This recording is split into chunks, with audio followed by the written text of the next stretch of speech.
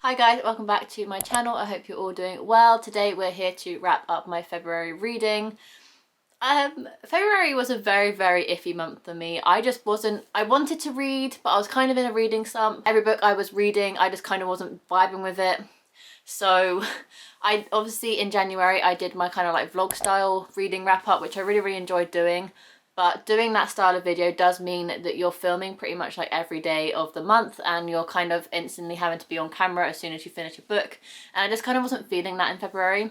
So this video idea is inspired by Mer Reads, so I'll link her channel down below, but it's basically tier ranking your February wrap up or wrap up in books in general. So obviously we're going to be doing my February books I've read. I read a total of 8 books in February. We're actually filming this on the last day of Feb and I'm still 150 pages away from finishing the Mime order, but I am on sprints with Molly this evening, so hopefully I can get that done during their sprints. So yeah, it should be good, but we're still quite a far way away from finishing the Mime order, but I have no doubt that I will finish this. But it's just a book that I've kind of been put under pressure to finish, which isn't always a good thing. So yeah, without further ado, let's just go on and wrap up my February TBR. Let's just record my screen quickly. Okay, my screen is now recording. As you can see, we're on the tier maker website, and I thought instead of just doing 1 star, 2 star, 3 star, etc. on the tier ranking system, we'd do a little bit of a twist. So I came up with 5 steps, all kind of representing the 5-star system, but under different categories basically. So under 5 stars we have multiple copies. This is a book that I absolutely loved and I would collect multiple copies of. And then we have, for a 4-star, we have a reread, a book that I really enjoyed and would most likely want to reread in the future. And then we have a 3-star, which is a rewrite. I enjoyed the book overall, but this could be a book that I would improve in some way or think that there could be something more added to it to make my experience more enjoyable of reading it. And then we have a 2-star, which is a forgettable book that I read, but in like a few weeks, a month, maybe even less time than that, I would forget about it. It's just a book that I read. And then we have a 1-star rating, which is an unhaul, a book that I read, really didn't like and immediately want to unhaul it. The kind of star ratings are a bit like more malleable in this sort of kind of tier ranking system, but we're just going to go through the books I read in February and categorize them under the 5 categories I have on screen. So this should be a fun video. I hope so anyway. I hope you enjoy it. But let's get into the books. The first book I read in February was Married at First Swipe by Claire Frost. This was a NetGalley arc I had to review and the book actually came out this month. This book basically follows 2 best friends. One is married, happily married, has 2 kids, is doing really well in life and has created this app to help other people find their one true love. And her best friend Hannah is kind of suffering. She's not really finding the person that she wants to be with. And so when the app is kind of failing and the bank is kind of adamant that they need more money and the app kind of needs to be more successful, Hannah, the best friend who isn't so successful in love, volunteers herself to be the marketing campaign to boost the app sales and stuff, and her best friend basically has to set her up on a blind date marriage through the app to get like the app kind of rolling a bit more. It was an enjoyable book. I gave it a 3 stars. I think for the tier ranking system I would put it in a rewrite because I did really have a fun time reading this up until like the 75% mark, where up until that point you were discovering the best friends' relationships, what I really enjoyed. You were kind of mingling with different men to see who would be compatible, and I really enjoyed that part of the story. However, once we got to having the blind date marriage, which is not the end of the book, it kind of happens around the 75% like mark of the book, you have another 25% of the book where Claire Frost has drawn a side plot to the main plot and it just felt very disjointed. It felt like the last 25% of the book could be completely forgotten. The epilogue could have been them on their honeymoon or could have been the end of the book basically. I felt needed to be at the blind date marriage of the husband and wife were to meet, and that was kind of the all-encompassing plot of the book. And once that kind of plot had ended, the book also needed to end, but the book carried on for like another 25% and it didn't need to be there. So I'd definitely rewrite it in the aspect of kind of shortening the book and creating a more well-rounded ending with the blind date marriage. I did enjoy it. I gave it 3 stars. And it was kind of hard to dictate whether it needed to be in forgettable or rewrite because I will forget about it probably by the end of the year when I'm kind of rounding up my yearly stats sort of thing. The next book I read in February was Crank Palace by James Dashner. This is the 5.5 book in the Maze Runner series. It's a novella following Newt once he's kind of separated from his group of friends in the main series. You kind of now finally see his side of the story, and I enjoyed it. But if it wasn't for the fact that Newt is my favourite character of the series and that I'm kind of really invested in this world, in these characters, in the universe that James Dashner has created, I wouldn't have enjoyed it at all. It was a very mediocre book, and it hurts me. I did give it a 3 stars overall on Goodreads, and for the 5-star rating system I would give it a 3 stars, but for this kind of wacky special edition of tier ranking my February wrap up, I would put it in forgettable. There's nothing I would rewrite about it. You did follow Newt, you kind of got his background story, which I enjoyed, but there was nothing special about it. And like I said, if I wasn't invested in the characters in the world already, and I haven't been following them since 2014, which I have been, I read The Maze Runner back in 2014, so I've been on them this whole journey all together, and if it wasn't for that aspect, I wouldn't have enjoyed the book at all, and I do think it would have been very forgettable. So we're putting Crank Palace in forgettable, which kind of hurts my soul because Newt is like my favourite character, but we have to spill the tea on this channel. I do have a cup of tea with me, but I'm waiting for it to cool down. Next book I read in February was The Good Girl's Guide to Murder by Holly Jackson, and already I know which way I'm going to put it. I'm going to put it in a reread. I thoroughly enjoyed this story. It was so much fun. I loved how page turning it was. I loved how I never knew what was going to happen. I always had like different thoughts and feelings about it. It kept me on edge. It was such a well written story, and I just thoroughly enjoyed my time reading this book. And spoiler alert, this is my favourite book I read this month for sure, and it's definitely, I would 100% reread this book.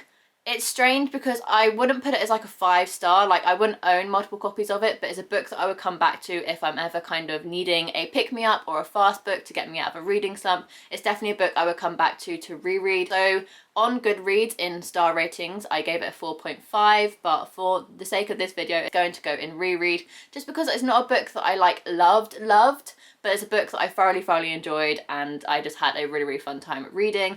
Basically, if you didn't know, it follows our main character who is doing like a final project at school, and she decides to reopen a case that is currently being closed, where a girl in the town went missing, and the suspect that was linked to her case, our main character believes that this suspect has been wrongly accused, so she wants to kind of dig a little deeper and reopen the case and find the true kind of suspect of this case.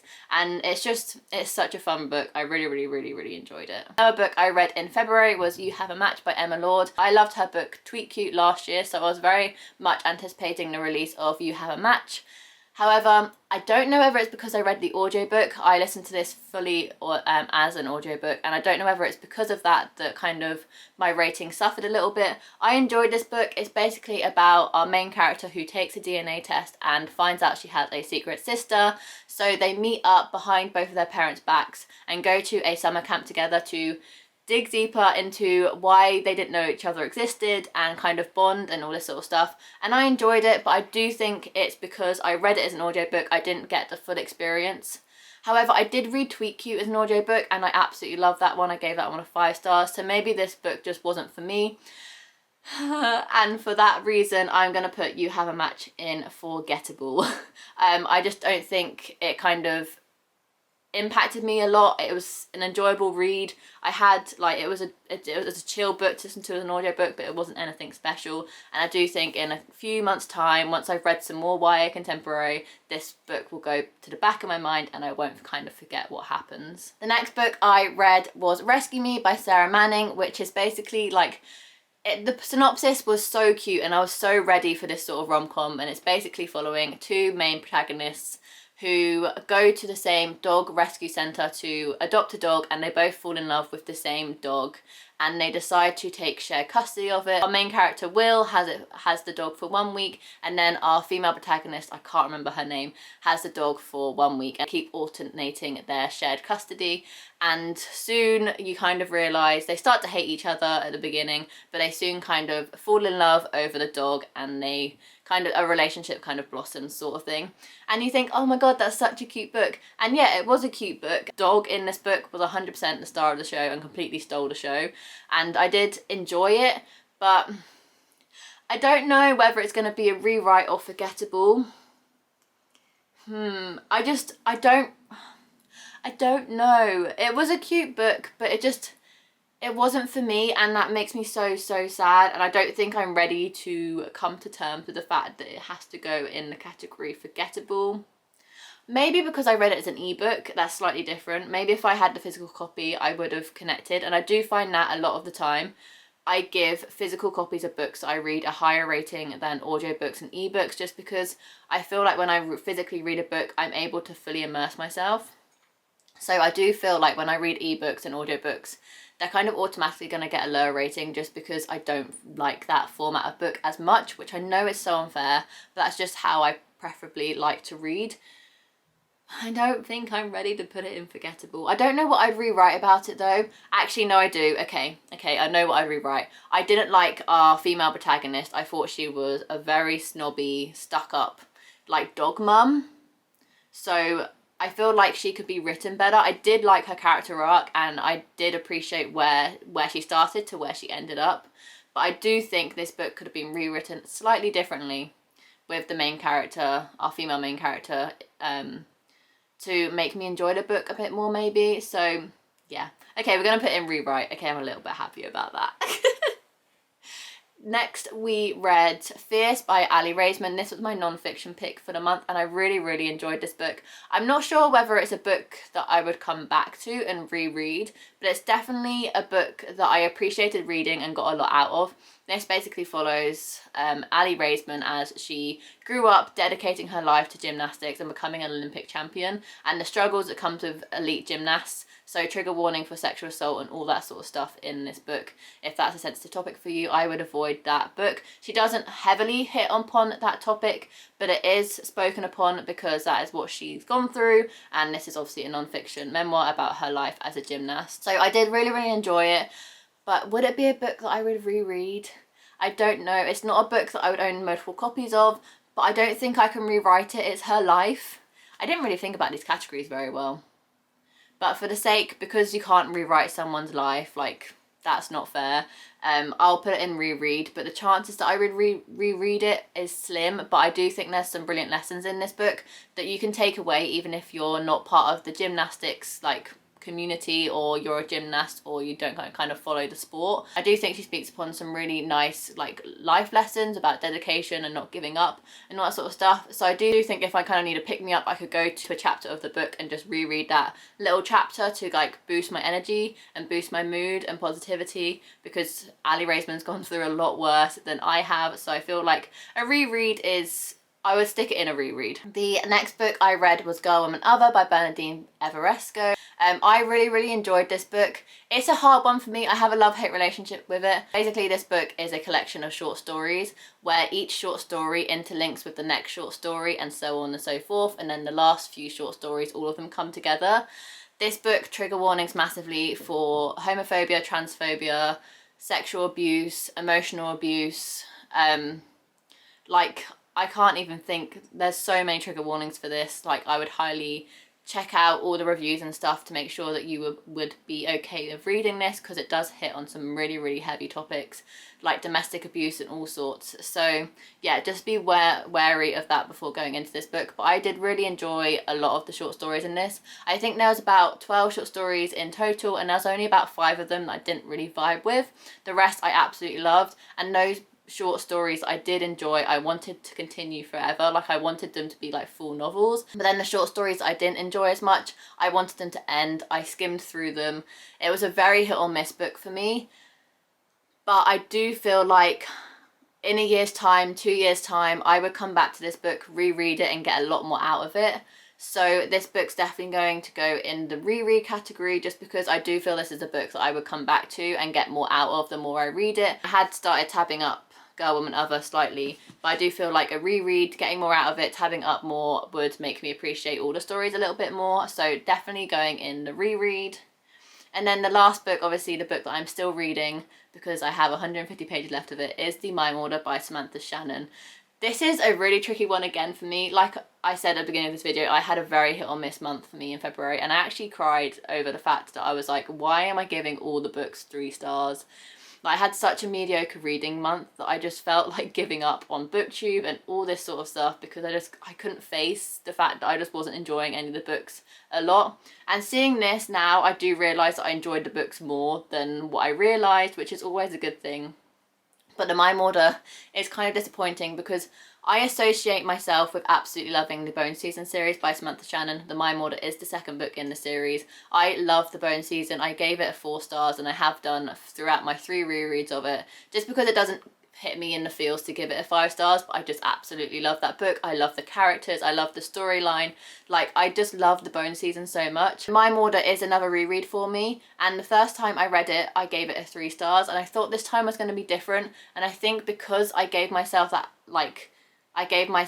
expectation that it was going to be different and I was going to give it a higher rating, I feel so deflated that this book I'm slogging through. I really don't care. Like, I don't enjoy the plot of this book or whatsoever. There's some action and I enjoy it when the action kind of hits, but there's a lot of background to the world as we're like developing this story and this series, and the characters a lot more in this book, and it's just not for me. I don't know, I just don't enjoy this book a lot, and I feel so bad saying that, but I can't do much about it. I am also going to finish my reread of it and get to The Song Rising, which is also another reread, just so I can read The Mask Falling for the first time because it just came out in January. But yeah, it's not... For the sake of this video, I think I would put it in rewrite, which obviously equivalents to a 3 stars. Just because I feel like, not that I could ever write a book this fascinating. For the sake of this video, if I were to rewrite it, it would just allow it to be more page turning and more engaging for me, because I do find myself zoning out of it a lot, and just not caring kind of what happens, which is so sad, but I can't do anything about that. So yeah. That's the tea that I have in today's video. So we have 3 books in the reread / 4-star category. We have The Good Girl's Guide to Murder, Fierce by Ali Raisman, and Girl, Woman, Other. In the rewrite category, which equals the 3 stars, we have Married at First Swipe, Rescue Me, and The Mime Order. And in Forgettable, we have Crank Palace by James Dashner and You Have a Match by Emma Lord. No unhauls. I didn't read any really bad books this month, and we didn't read any amazing books this month either, so they're all just kind of plateauing. I'm really hoping for a better month in March. If you haven't seen my March TBR video, I'll link it up above and down below for you guys so you can check out which books I'll be reading in March. And without further ado, I will see you in my next video. If you did enjoy this video, make sure you give it a massive thumbs up. Subscribe down below to see future bookish content from me. I do anything from book hauls, reading vlogs, weekly reading vlogs, TBR, party games, like I have the whole works here. So if you aren't following me already, make sure you give that big red button a massive click and subscribe to my channel so you never miss a thing. And yeah, I think that's about it. So without further ado, I will see you in my next video. Bye guys.